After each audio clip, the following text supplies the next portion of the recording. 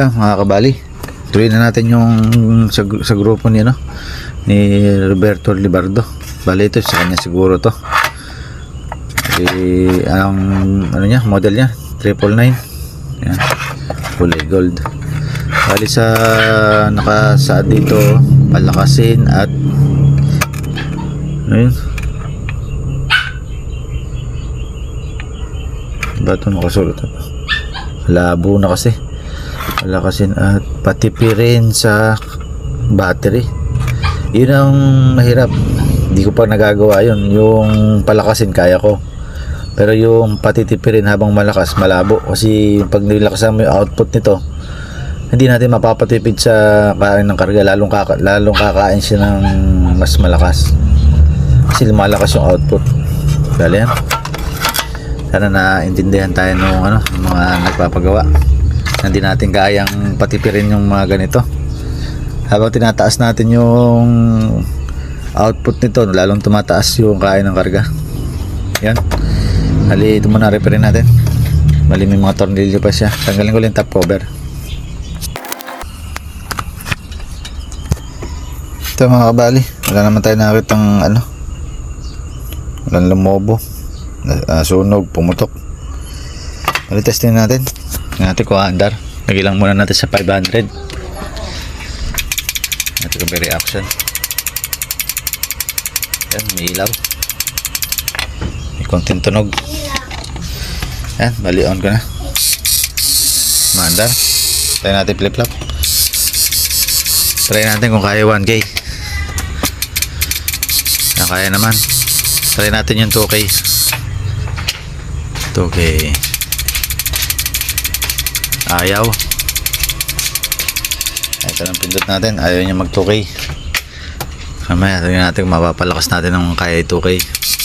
1K lang. Pero pilitin natin para masukatan natin. Hinaan lang. Pinakamahina na pala. Ayaw talaga. Ayaw. Sa 1K lang talaga. Sa 1K na lang tayo magsukat. Bali, ito yung kinakain niya sa battery. 1K 20 ampere 269 watts. Bali yan, goods naman. Kaya lang gusto nila lumakas, bumalik sa dati raw. O ang gagawin kasi natin, hihigitan pa natin sa dati. Bali yan, ang kailangan ko lang gawin dito, magpalit tayo ng capacitor ng lakasan, saka yung kanyang frequency resistor. Mag-adjust tayo, gagawin natin 430 o kaya 390. Kali lang sa dalawa na yun. Tapos yung trimmer na to, ibabypass na natin to. Diretso na yung diretso na yung resistor. Yan. Tapos dito sa diode natin na maliit na to, lagi nasisira ito. Papalitan na natin ng na mas malaki. Kali papalit natin FR207. Ito bali 4007 yata ito. Lalakihan natin para medyo matibay-tibay na, hindi na magkakaroon ng problema. Pag nasira kasi na shorted o kaya na-open, nawawala yung natin, yung blower. Yun ang pangkaraniwan na nawawala dyan. Tapos yung ayaw maglabas ng output. Maandar yung ilaw pero maandar yung relay, pumipitik, kaya lang walang output. Kaya mas mabuti pang papalitan na kaagad to na mas malaki, hindi na masiraan. Bali yan, lahat ng sinabi ko na yun gagawin ko na, para isang gawaan na lang. Balik na lang ako pag nakakabit na lahat.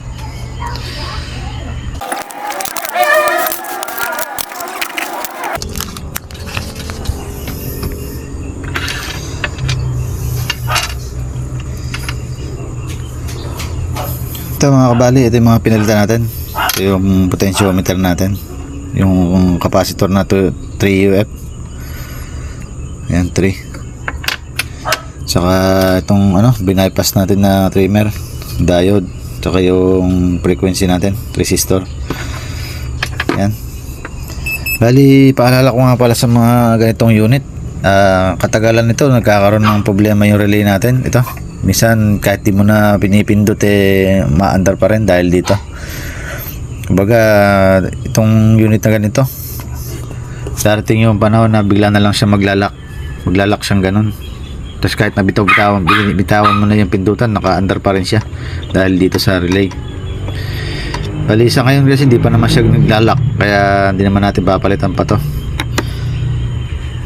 Bali yan, wala naman nakalagay dito sa note niya na ano, rumerekta na. Bali kaya hindi muna natin gagalawin yun. Yan, bali testing na natin ito. Yan natin kung lumakas ba. Ito, may reaction. Yan, may ilaw. Mahina lang. Ito. Direct na to. Tingnan natin kung andar.